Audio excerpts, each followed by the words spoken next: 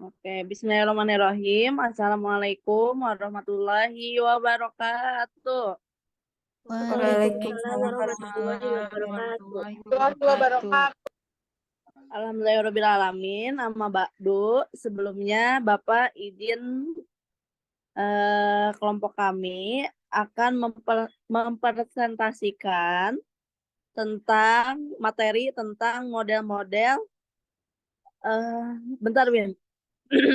Model-model pengolahan kelas yang disusun oleh Sakinah Natunada, saya sendiri, dan 3 teman saya itu Ainun Rahmawati, Windy Apriliani, dan Silviana. Lanjut. Baik, penjelasan pertama akan dijelaskan oleh Kapia.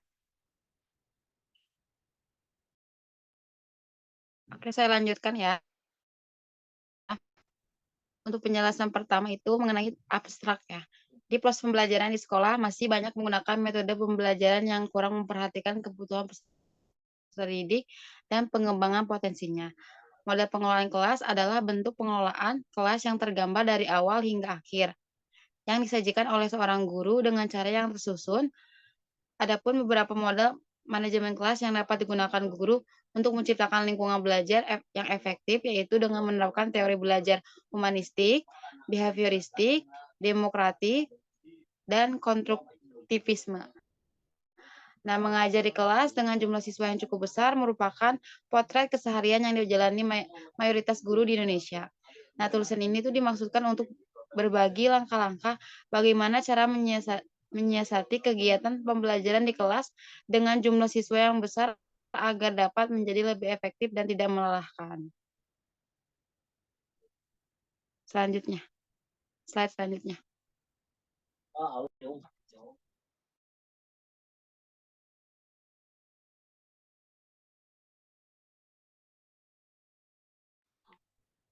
Selanjutnya penjelasan mengenai slide selanjutnya.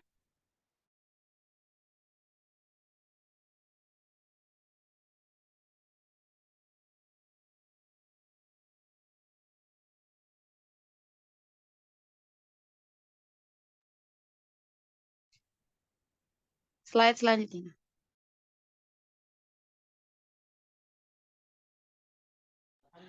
Oke. Pengelolaan kelas yang baik merupakan bagian terpenting dari pembelajaran seorang guru. Oleh karena itu, ketika guru mengambil alih pembelajaran, diharapkan guru memiliki kegiatan untuk memimpin kelas dengan sebaik mungkin dan menciptakan kondisi yang kondusif untuk pembelajaran yang baik. Nah, manajemen kelas merupakan tantangan utama bagi guru. Sebagaimana diungkapkan oleh Sudrajat, bahwa proses pembelajaran di sekolah masih banyak menggunakan metode pembelajaran yang kurang memperhatikan kebutuhan peserta didik dan pengembangan potensinya, dan biasanya sangat teoritis.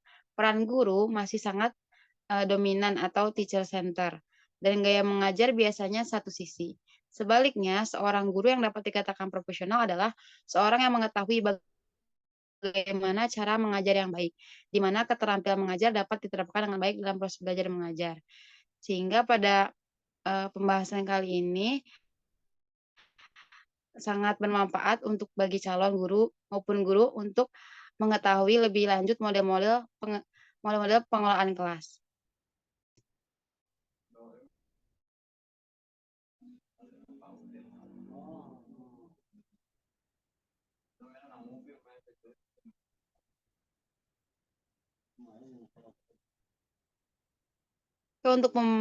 Untuk slide selanjutnya akan dibahas pembahasannya. Slide selanjutnya, Win.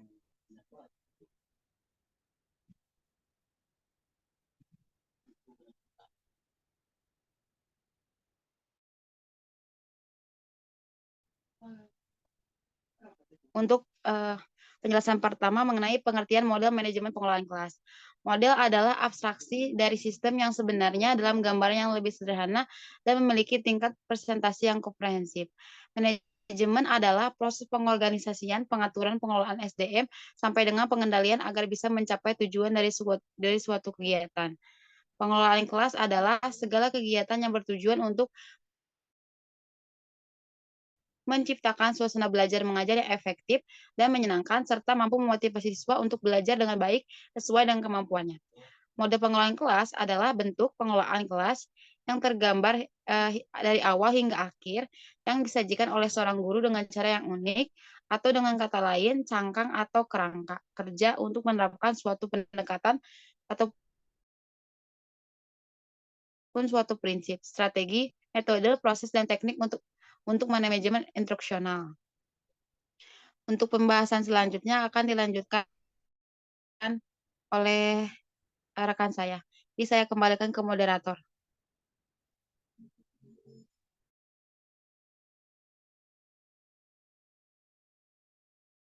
Baik, penjelasan selanjutnya akan dilanjutkan oleh Windy ya.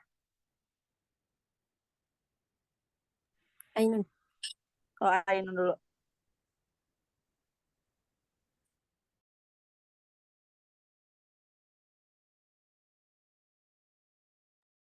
Baik, untuk penjelasan selanjutnya mengenai model-model pengelolaan kelas.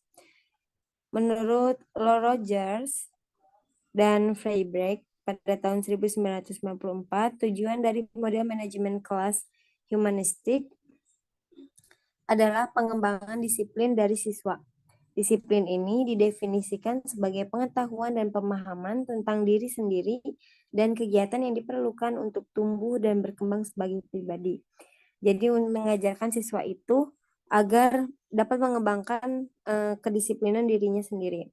Lalu menurut Michel Merlin pada tahun 1975 juga memaparkan beberapa strategi yang dapat dikembangkan dalam pengelolaan kelas yang humanistik atau yang kemanusiaan, antara lain yang pertama itu merawat siswa atau mengurus anak. Siswa harus menunjukkan sikap peduli terhadap siswa. Lalu yang kedua, buat aturan. Guru yang membuat aturan untuk siswa-siswa. Lalu setelah aturan, berikan juga penghargaan berupa pujian yang sah. Lalu selanjutnya penggunaan humor atau use of humor. Jadi candaan mungkin ya. Lalu selanjutnya desain dan desain lingkungan belajar, design of the learning environment. Lalu selain itu ada juga model demokratik. Model demokratik juga sangat menghargai perbedaan siswa dan hak individu. Bahkan menekankan pentingnya kebebasan berekspresi. Dalam model ini, siswa diberikan hak dan kesempatan yang bebas untuk berpartisipasi aktif dalam pengambilan keputusan tentang tata kelola kelasnya. Jadi siswa itu diberikan kebebasan untuk berekspresi di kelasnya. Lalu selanjutnya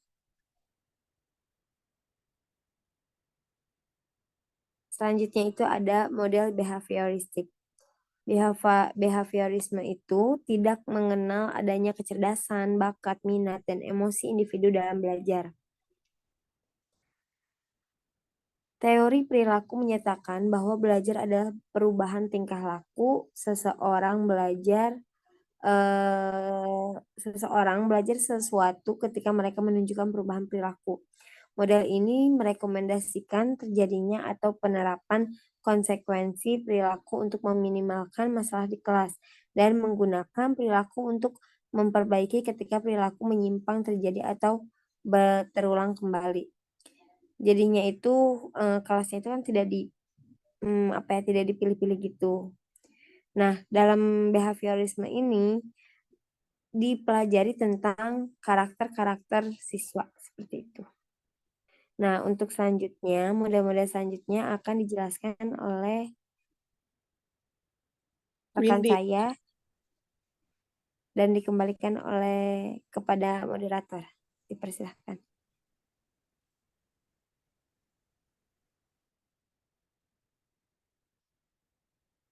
Materi selanjutnya akan dijelaskan oleh Windy ya. Iya, terima kasih kepada moderator. Selanjutnya adalah model konstruktivisme. Teori pembelajaran konstruktivisme memahami belajar sebagai suatu proses di mana pembelajaran membentuk atau membangun pengetahuannya sendiri.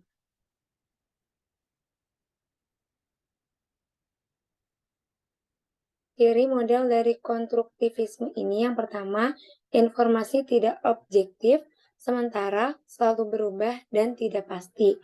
Yang kedua, belajar adalah mengumpulkan informasi dari pengalaman konkret, kolaborasi, dan refleksi, dan interpretasi. Yang ketiga, mengajar adalah tentang menciptakan lingkungan yang mendorong siswa untuk mengeksplorasi makna dan menghargai ketidakpastian. Yang keempat, pikiran berfungsi sebagai alat untuk menafsirkan peristiwa, objek, atau perspektif yang ada di dunia nyata dengan cara yang menciptakan makna yang unik dan individualistis. Yang kelima, pelajar mungkin memiliki pemahaman yang berbeda tentang informasi pembelajaran. Yang keenam, semua sifat bersifat sementara, dapat berubah dan tidak pasti. Yang ketujuh, ketidakteraturan. 8. Siswa menjumpai lingkungan belajar yang bebas. 9. Kebebasan adalah elemen yang sangat penting. 10. Pembelajaran dikendalikan oleh siswa. 11. Tujuan pembelajaran menekankan pada penciptaan pemahaman yang membutuhkan aktivitas kreatif dan produktif dalam konteks dunia nyata. Ke-12, penyajian isi menekankan penggunaan informasi yang bermakna mengikuti urutan keseluruhan ke bagian deduktif. 13, pembelajaran lebih berorientasi pada menjawab pertanyaan atau pendapat siswa. Baik, kita lanjut teman-teman, diulang lagi ya, soal tadi kepotong. Selanjutnya yaitu tentang cara pengelolaan kelas yang efektif. Menurut Made Pidarta, pengelolaan kelas yang efektif mensyaratkan hal-hal sebagai berikut. Yang pertama, pelajaran adalah kelompok kerja khusus yang dilengkapi dengan tugas dan dipimpin oleh guru. Yang kedua, dalam situasi kelas, guru bukanlah guru untuk anak individu, tetapi untuk semua anak atau kelompok. Yang dimaksud di sini yaitu guru itu harus mampu merangkul semua siswanya yang ada di dalam kelas, tidak terpojoki atau hanya merangkul atau spesifik satu anak saja yang diistimewakan. Yang ketiga, kelompok memiliki perilaku tersendiri yang berbeda dengan perilaku masing-masing individu dalam kelompok tersebut. Kelompok mempengaruhi individu dalam hal bagaimana mereka melihat diri mereka sendiri dan bagaimana mereka belajar. Lanjut.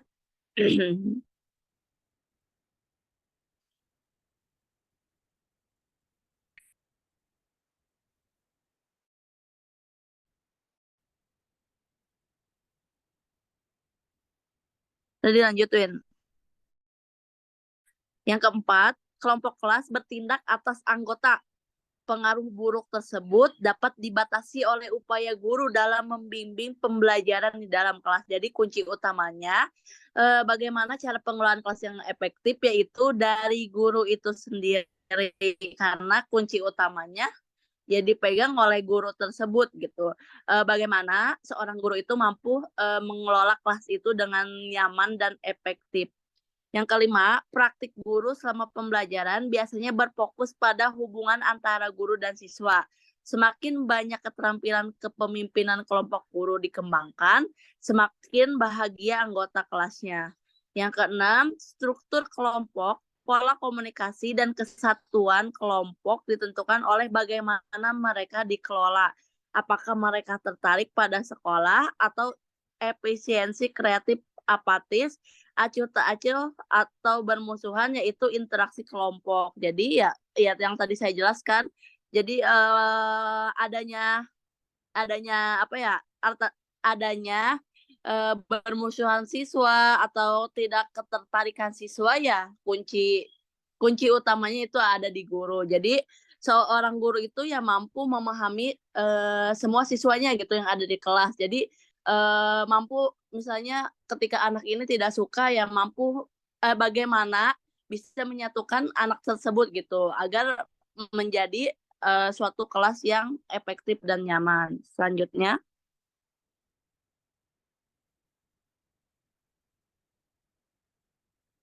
oke, cara udah ya, oke, udah ditutup dulu, Win. Sebelum kesimpulan, apakah ada yang mau ditanyakan teman-teman? Boleh. Boleh Kak Yolan? Ya, Yolan izin bertanya, kan Yolan belum pernah ngajar nih. Nah, model pengelolaan kelas mana sih yang paling sering digunain? Terus biasanya yang lebih efektif itu pakai model yang mana?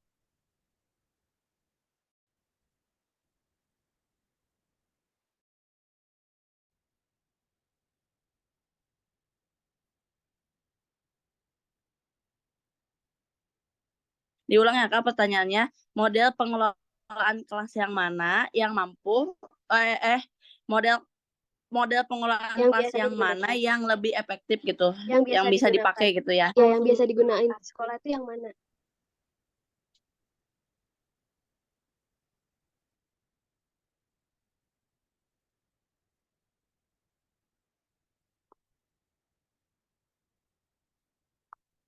Oke, apakah ada yang ingin bertanya? Aku izin bertanya, Kak. Siap, Mon. Misalnya di dalam kelas itu terdapat murid yang sering mengganggu di lingkungan kelas, atau anak tersebut itu kesulitan mematuhi aturan, kira-kira model yang cocok yang diterapkan untuk anak tersebut menggunakan model apa? Terima kasih.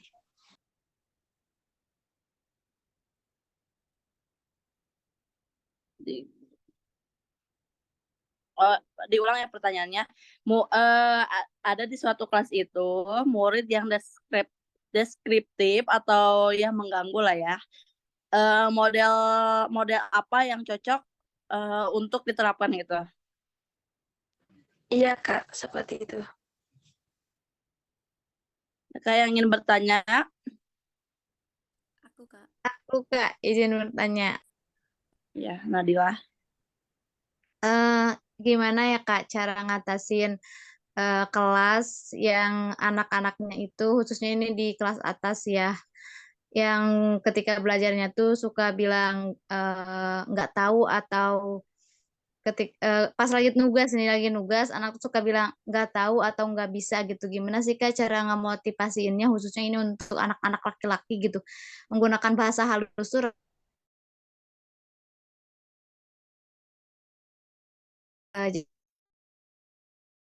Kak. Oke, diulang ya Dila. Tadi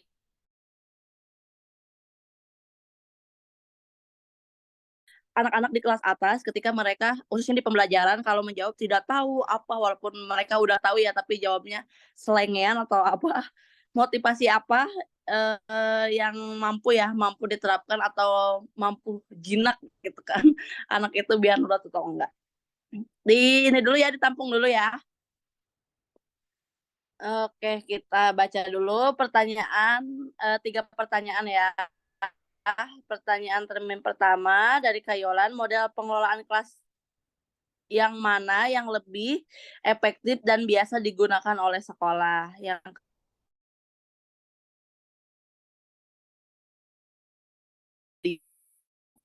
apa yang cocok atau digunakan di dalam kelas? Terus dari Nadila, bagaimana cara mengatasi siswa yang khususnya laki-laki yang suka menjawab nggak tahu lah atau apa, pokoknya selengean ya. Bagaimana memotivasi siswa tersebut? Apakah teman kelompok ada yang ingin menjawab terlebih dahulu? Aku mau menjawab. Boleh, Kak Silpi. Mau menjawab pertanyaanmu dulu boleh? Tanya siapa? Mulyani. Oh ya. Model yang itu ya, yang anak yang nggak mau diem kan ya tadi. Iya. Izin menjawab ya Mul. Model yang cocok itu adalah model behavioristik. Karena model behavioristik ini mengenai tentang tingkah laku seseorang yang ketika mereka memungkinkan perubahan perilaku. Jadi kalau untuk teori pembelajaran ini lebih cocok Mul, karena direkomendasikan untuk penerapan konsekuensi perilaku untuk meminimalkan masalah di kelas dan menggunakan perilaku ini untuk memperbaiki ketika perilaku menyimpang terjadi atau terulang kembali. Jadi memang model ini tuh dikhususkan untuk yang kayak tadi mau jelaskan ya, permasalahan di kelas. karena di sini melihat tingkah laku gitu, setiap tingkah lakunya bagaimana. Jadi modelnya itu memang dikhususkan untuk permasalahan yang tadi gitu. Kayak gitu, Mul. Baik, Kak. Terima Mungkin kasih ada atas tanggapan, Mul? jawabannya. Hmm. Iya.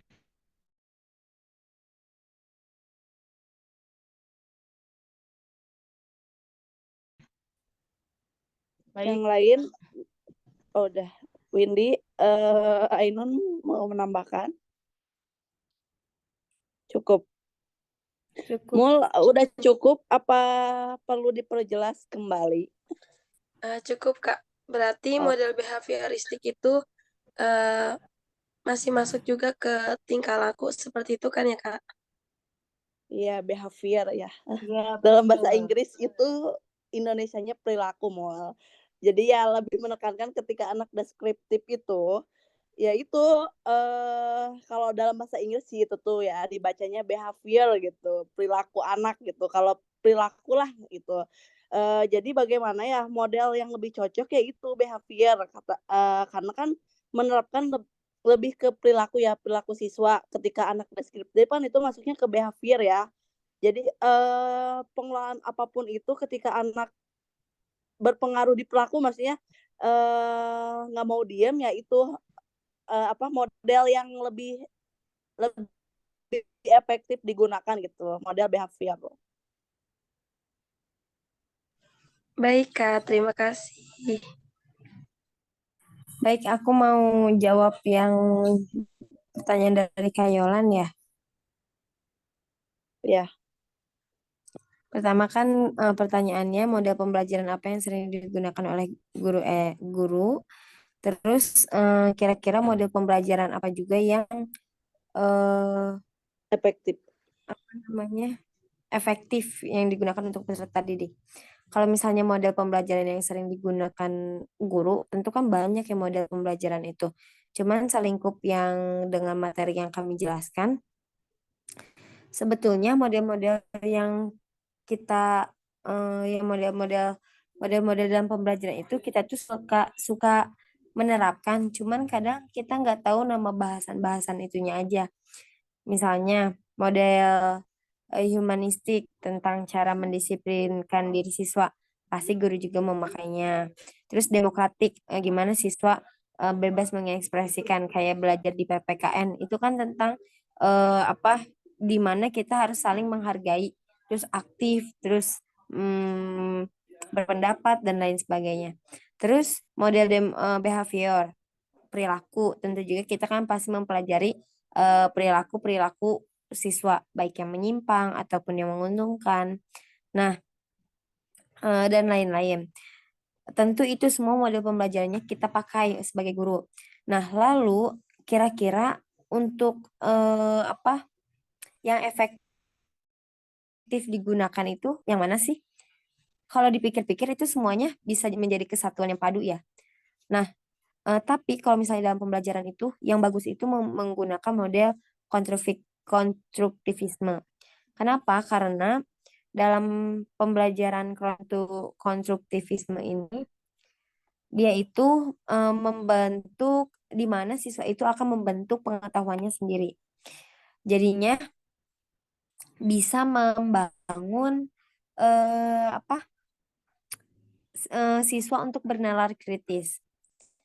Di mana siswa itu memiliki dapat menafsirkan peristiwa atau objek ataupun perspektif yang ada di lingkungannya ataupun di dunia nyata gitu. Mungkin sekian. Mungkin teman kelompok ada yang mau menambahkan? Aku boleh nambahin. Silakan Win. Betul tadi apa yang kata Ainun. Jadi model pembelajaran itu diterapinnya tergantung gimana kebutuhannya. Jadi modelnya itu diterapin, guru juga harus tahu karakteristik siswanya kayak gimana. Terus materi apa yang cocok nih kira-kira, jangan sampai kita misalnya materinya A, yang cocok itu harusnya model B, tapi diterapinnya model C gitu. Nah itu nggak boleh. Jadi kita harus benar-benar apa ya, lihat dulu karakteristik siswanya kayak gimana, materi pembelajaran yang disampaikan seperti apa, dan yang cocok modelnya itu apa. Jadi jangan sampai kita salah nyampein modelnya gitu. Bagaimana Kak Yolan?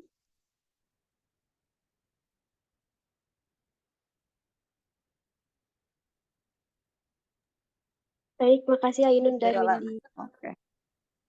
Oke, udah cukup Kak? Cukup, makasih ya. Oke, yang selanjutnya pertanyaan Nadila ya.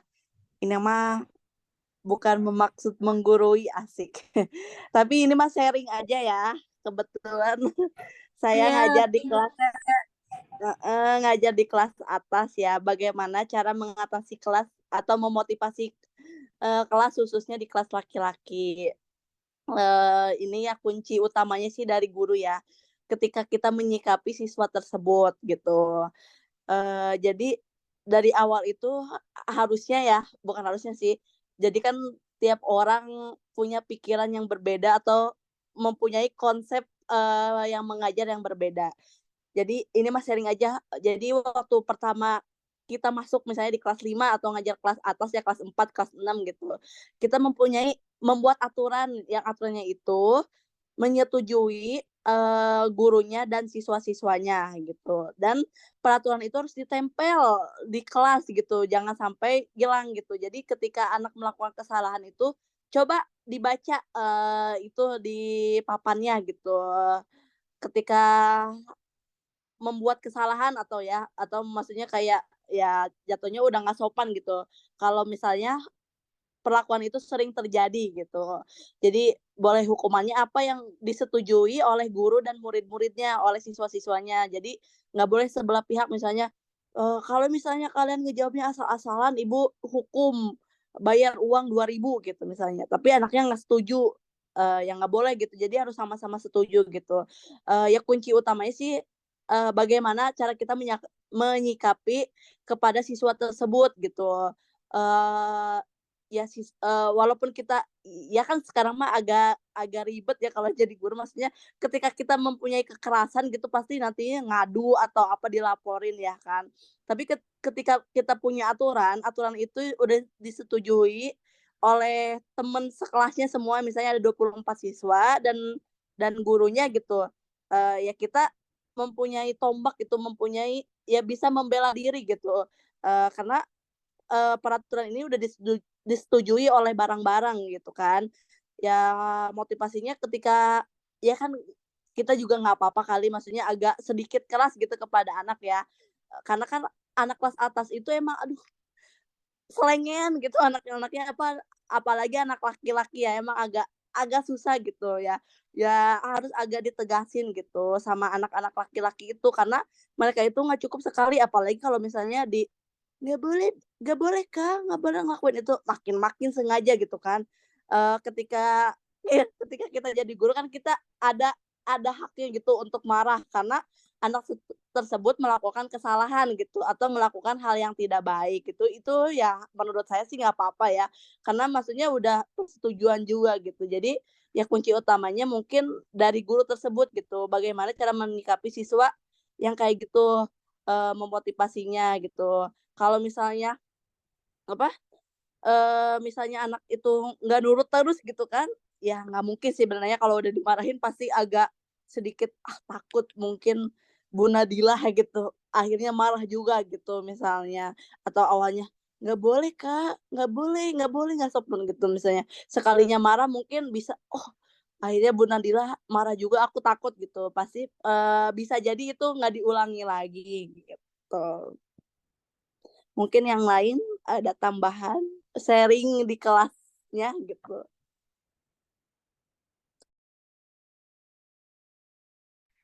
Mungkin aku mau nambahin ya.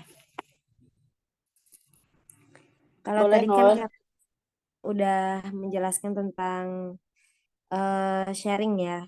Coba aku mau kasih beberapa tips-tips untuk mengatasi masalah jika ada siswa yang menjawabnya nyeleneh gitu ya, atau main-main gitu.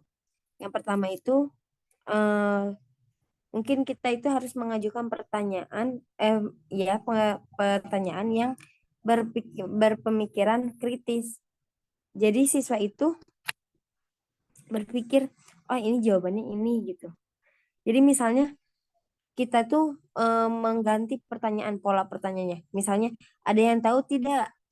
Anak-anak pasti enggak bu, pasti gitu, tidak bu gitu kan. Nah mungkin kita ganti pola pertanyaan, misalkan disangkutin dulu pakai pembukaan gitu. Misalnya kayak eh kalau misalnya kita lihat nih di daerah luar sana ternyata ada ini gitu kan. Nanti anak-anak oh iya ya. Nah dari situ kan nanti anak-anak eh berpikir lebih dalam dan kira-kira oh ini pertanyaannya pasti jawabannya pengen yang ke sini gitu kan. Jadi nanti anak-anak bisa berkolaboratif dengan gurunya. Terus selain itu eh kalau misalnya nggak tahu dan anak-anak tuh diem gitu, terus atau jawabannya salah, disalah-salahin, kita kasih jawaban yang tepat. Terus kalau misalnya betul, kita beri penghargaan atau penguatan positif, puji siswanya agar mereka tetap berpartisipasi aktif atau memberikan jawaban yang baik.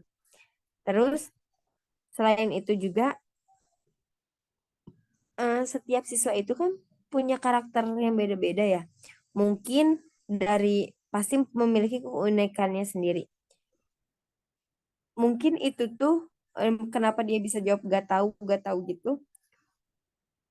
Karena murid itu memiliki keunikannya sendiri dan mungkin itu juga di luar kendalinya diri mereka dan dia itu merasa mereka itu berpartisipasi gitu. Nah, maka dari itu kita harus memberikan arahan, oh cara berpartisipasi yang baik itu kayak gini loh, Nak, gitu.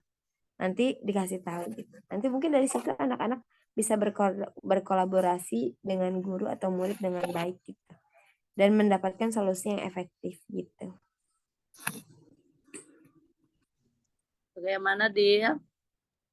Oke Kak, makasih. Iya, kadang suka gemes banget gitu. Padahal jawabannya udah dikeluin dikasih tahu tapi nggak bisa Bu, nggak tahu dan itu tuh diulang-ulang jadi benar-benar gemes banget kalau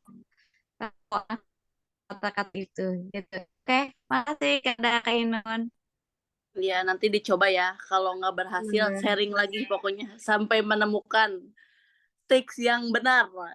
Dan apa ya? Dan inilah pokoknya, dan nurutlah anaknya ya. Jadi sharing. Nanti itu dicoba dulu tuh dua yang tadi disampaikan. Kalau nggak nurut juga, aduh, dah kita nyari lagi yang baru, penemuan nanti jatuhnya ya. Apakah ada yang ingin dipertanyakan kembali atau dicukupkan?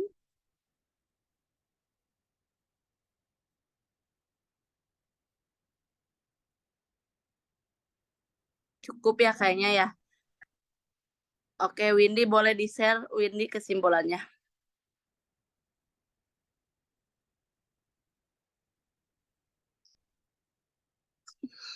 Oke, kesimpulannya yaitu pengelolaan kelas adalah segala kegiatan yang bertujuan untuk menciptakan suasana belajar mengajar yang efektif dan menyenangkan serta mampu memotivasi siswa untuk belajar dengan baik sesuai dengan kemampuannya.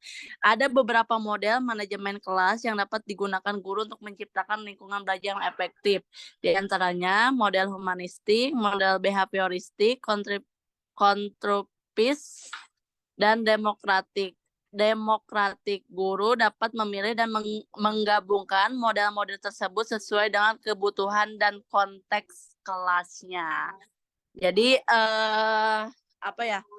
Jadi setiap materi yaitu tergantung bagaimana kita menyikapinya atau menggunakan model tersebut gitu. Jadi sesuai dengan karakter siswa dan sesuai dengan materi yang akan diajarkan. Jadi gitu. Lanjut Windy. Oke. Nih daftar pustakanya.